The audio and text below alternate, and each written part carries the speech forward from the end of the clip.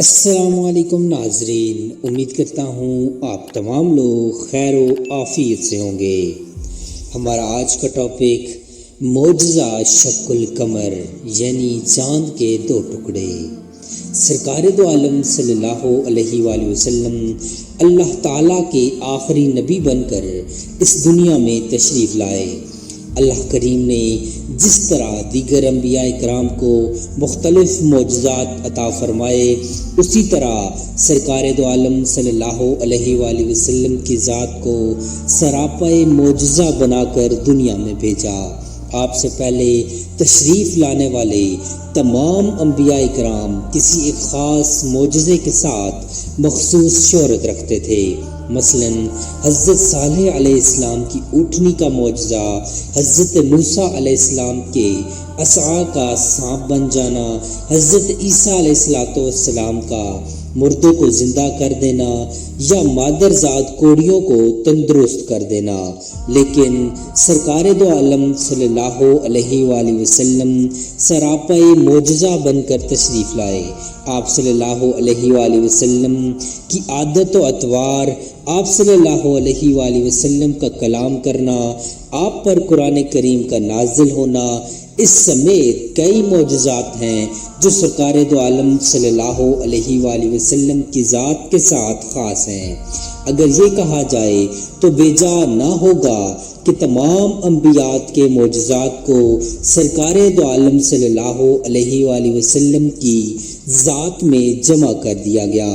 لیکن جس معجزے کا ذکر آج ہم کرنے جا رہے ہیں وہ ایسا معجزہ ہے جو آپ صلی اللہ علیہ وآلہ وسلم سے قبل کسی نبی کو عطا نہ ہوا، اور وہ معجزہ شق القمر کا ہے، یعنی چاند کو دو ٹکڑے کر دینا۔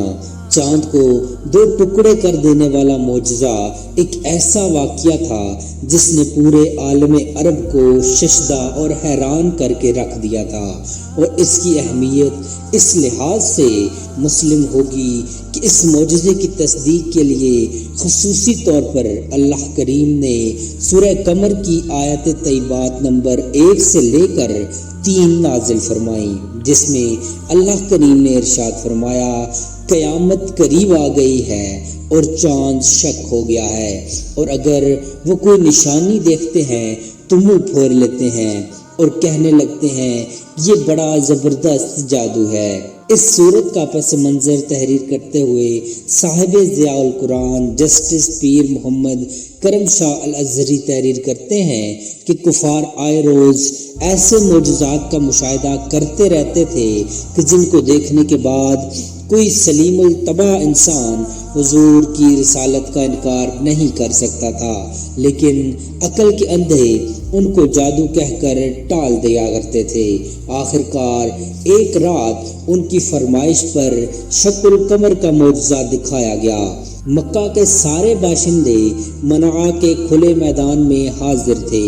آسمان پر چاند چمک رہا تھا۔ سرور کائنات صلی اللہ علیہ وآلہ وسلم نے انگلی کا اشارہ کیا۔ اشارہ کرنے کی دیر تھی کہ چاند کا کرہ 2 ٹکڑے ہو گیا۔ دیکھنے والوں کو یوں محسوس ہوا اس کا ایک حصہ پہاڑ کے اس طرف اور دوسرا دوسری طرف چلا گیا ہے، پھر وہ آنن فانن جڑ گیا۔ کفار یہ دیکھ کر تصویر حیرت بن گئے۔ ان کے پاس حضور صلی اللہ علیہ وآلہ وسلم کی رسالت کے انکار کا کوئی عذر باقی نہ رہا۔ ابو جہل بولا کہ بڑا زبردست جادوگر ہے، اس کا جادو آسمان پر بھی اثر کرتا ہے۔ بعض لوگوں نے شق القمر کی ان آیات طیبات کو قیامت کے وقوع کے ساتھ جوڑنے کی کوشش کی، اور انہوں نے اس کی تشریح و تفسیر میں یہ بیان کیا کہ دراصل یہ قیامت میں پیش آنے والا واقعہ ہے جس کی طرف قرآن کریم کی آیات میں اشارہ کیا گیا ہے، لیکن کثیر احادیث ثابت کرتی ہیں کہ یہ شق القمر کا واقعہ حضور اکرم صلی اللہ علیہ وآلہ وسلم کی حیات طیبہ میں ہوا تھا۔ تفسیر ضیاء القرآن میں تفسیر قرطبی اور روح المانی کے حوالے سے یہ بتایا گیا ہے کہ یہ واقعہ ہجرت سے 5 سال پہلے وقوع پذیر ہوا، اور پھر اپنی اس بات کی تصدیق میں کثیر احادیث طیبہ بھی ذکر فرمائی۔ شق القمر کے واقعے کی تصدیق کرنے والی احادیث کو جلیل القدر صحابہ کرام نے روایت کیا ہے، جن میں حضرت سیدنا علی المرتضیٰ رضی اللہ تعالیٰ عنہ، حضرت ابن مسعود رضی اللہ تعالیٰ عنہ، انس بن مالک رضی اللہ تعالیٰ عنہ، جریر بن مطعم رضی اللہ تعالیٰ عنہ، حضرت ابن عمر رضی اللہ تعالیٰ عنہ، عبداللہ بن قاسم رضی اللہ تعالیٰ عنہ قابل ذکر ہے۔ بخاری و مسلم میں ایک حدیث مذکور ہے جو حضرت عبداللہ بن مسعود رضی اللہ تعالیٰ عنہ سے مروی ہے کہ رسول کریم صلی اللہ علیہ وآلہ وسلم کے زمانے میں چاند درمیان میں سے شق ہو کر اس طرح دو ٹکڑے ہو گیا تھا کہ ایک ٹکڑا پہاڑ کے اوپر کی جانب تھا اور دوسرا نیچے کی جانب تھا۔ حضور اکرم صلی اللہ علیہ وآلہ وسلم نے کفار کو بلا کر کہا کہ میرے اس معجزے کی گواہی دو، جبکہ یہ حدیث مشکات شریف کی جلد پنجب میں بھی موجود ہے۔ نبی کریم صلی اللہ علیہ وآلہ وسلم کے دست مبارک سے چاند کے دو ٹکڑے ہو جانا ایک ایسا حقیقی واقعہ ہے کہ جس کی صداقت میں کسی کو شک و شبے کی کوئی گنجائش نہیں۔ اس واقعے سے متعلق روایات کو راویوں کی ایک بڑی جماعت نے بیان کیا ہے اور ان کے واسطے سے بے شمار محدثین نے ان روایات کو نقل کیا ہے۔ علماء اکرام کے نزدیک یہ صحیح روایت ہے اور تواتر کی حد تک پہنچی ہوئی ہے۔ اس کو بخاری و مسلم سمیت کئی جید محدثین نے اپنے زیادہ ترک سے نقل کیا ہے۔ اس میں کہیں بھی شک کا گزر نہیں، لیکن سب سے بڑی بات یہ ہے کہ خود قرآن کریم نے اپنی آیات طیبات سے اس واقعے کی صداقت کی گواہی دے دی، کیونکہ اگر اس واقعے کو محض قیامت کی نشانیوں کے ساتھ جوڑ دیا جائے تو پھر وہ آیت ذکر کرنے کی ضرورت نہ رہتی جس میں کفار کی طرف سے کہا گیا تو یہ کھلا جادو ہے۔ ایک اور احادیث مبارکہ میں اس واقعے کا ذکر کچھ اس طرح ملتا ہے کہ شیب ابی طالب میں محصوری کے دن گزر رہے تھے اور محصورین صرف حج کے دنوں میں ہی غار سے باہر نکل سکتے تھے۔ حج کے ایام تھے، سرکار دو عالم صلی اللہ علیہ وآلہ وسلم اپنے صحابہ کرام کے ساتھ منعا میں تشریف فرما تھے۔ آسمان پر چاند بھی پورے جوبن پر تھا۔ ابو جہل، ولید بن مغیرہ، عصا بن وائل وغیرہ نے اپنے دیگر ساتھیوں کو جمع کر کے رسول اللہ صلی اللہ علیہ وآلہ وسلم کے سامنے یہ سوال اٹھایا کہ اگر آپ سچے ہیں تو چاند کے دو ٹکڑے کر کے دکھائیں۔ سرکار دو عالم صلی اللہ علیہ وآلہ وسلم نے فرمایا کہ اگر میں ایسا کر دوں تو کیا تم ایمان لاؤ گے؟ سب نے کہا کہ ہم ایمان لائیں گے۔ حضور اکرم صلی اللہ علیہ وآلہ وسلم نے اللہ تعالیٰ سے دعا فرمائی اور چاند کی طرف انگلی کر کے اشارہ کیا تو چاند کے دو ٹکڑے ہو گئے۔ چاند کا ایک ٹکڑا کوہ ہرا کے اوپر تھا اور دوسرا اس کے دامن میں تھا۔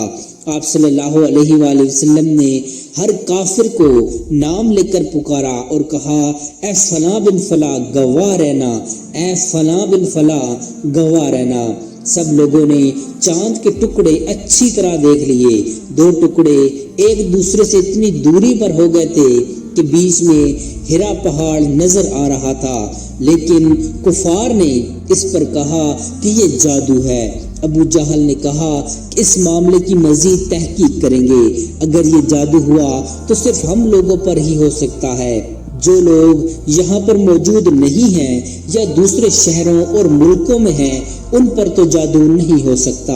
چنانچہ دور دراز کے لوگ جب آئے ان سے چاند کے ٹکڑے ہونے کے حوالے سے پوچھا جاتا تو سب اقرار کرتے کہ ہم نے بھی چاند کے دو ٹکڑے ہوتے دیکھا ہے۔ صحابہ اکرام رضوان اللہ علیہ اجمعین میں سے حضرت عبداللہ بن مسعود، حضرت حذیفہ، حضرت جبیر بن معطم رضی اللہ تعالی عنہما اس کی عینی گواہ تھے جو موقع پر موجود تشریف فرما تھے۔ یہ روایت مسند احمد، بخاری و مسلم، ترمذی اور تفسیر ابن کثیر میں الفاظ کی معمولی رد و بدل کے ساتھ موجود ہے۔ کثیر صحیح احادیث کے باوجود بعض لوگ اس بات کا انکار کرتے ہیں اور یہ کہتے ہیں کہ یہ واقعہ تو قیامت کے وقت ظہور پذیر ہوگا۔ ضیاء القرآن میں اس آیت کی تشریح کی ذیل میں موجود ہے کہ ان شک ماضی کا صیغہ ہے، لیکن یہ مستقل پر دلالت کرتا ہے، اور عرب میں اس کی بکثرت مثالیں موجود ہیں۔ اس واقعے کا انکار کرنے والے کہتے ہیں کہ اگر ایسا واقعہ پیش آیا ہوتا تو ساری دنیا میں اس کی دھوم مچی ہوتی۔ اس زمانے کے مورخ اپنی کتابوں میں اس کا ذکر کرتے، علم نجوم کے ماہرین اپنی تصنیفات میں یہ واقعہ نقل کرتے۔ ان اعتراضات کے جواب میں حضور ضیاء الامت تحریر کرتے ہیں کہ چونکہ یہ واقعہ سر شام ہوا تھا، اس لیے جزیرہ عرب کے مغرب میں جو ممالک تھے وہاں اس وقت دن تھا، لہٰذا وہاں تو دیکھے جانے کا سوال ہی پیدا نہیں ہوتا۔ نیز یہ واقعہ رات کو اچانک پیش آیا تھا، اور لوگوں کو کیا خبر تھی کہ ایسا واقعہ وقوع پذیر ہونے والا ہے کہ وہ بےتابی سے اس کا انتظار کرتے۔ رات کو کیا خبر کہ آن کی آن میں کیا وقوع پذیر ہو گیا۔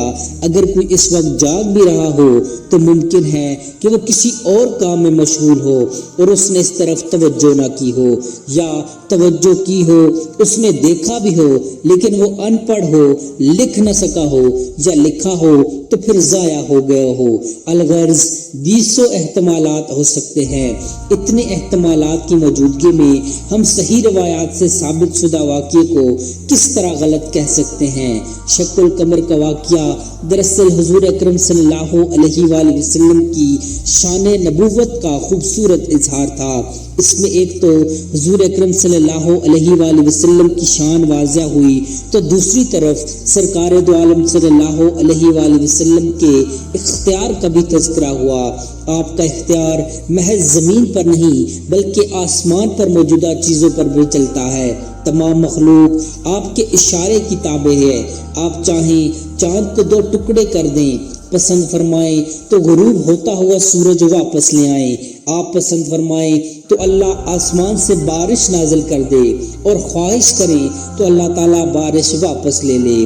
حضور اکرم صلی اللہ علیہ وآلہ وسلم کو عطا کردہ معجزات کا تذکرہ اتنا طویل ہے کہ یہ مختصر ویڈیو اس کا محتمل نہیں ہو سکتی۔ صرف یہی کہنا چاہتا ہوں کہ چاند کے 2 ٹکڑے ہونے کا واقعہ حضور اکرم صلی اللہ علیہ وآلہ وسلم کی نبوت کی صداقت کی دلیل اور آپ کے اختیارات کا اظہار ہے، اور آپ کے بے شمار معجزات میں سے ایک معجزہ ہے۔ ہر دور میں علماء اکرام نے سرکار کے موجودات کا شرح اور بسط کے ساتھ بیان کیا ہے، اور بندہ مومن کے ایمان کو تازہ کیا ہے۔ اللہ کریم ہمیں آقا دو عالم صلی اللہ علیہ وآلہ وسلم کی محبت عطا فرمائے، آمین۔ امید کرتا ہوں آپ کو ہماری آج کی ویڈیو پسند آئی ہوگی۔ مزید ایسی انفارمیٹو ویڈیوز دیکھنے کے لیے چینل کو سبسکرائب کر لیجیے۔ جزاک اللہ خیرہ۔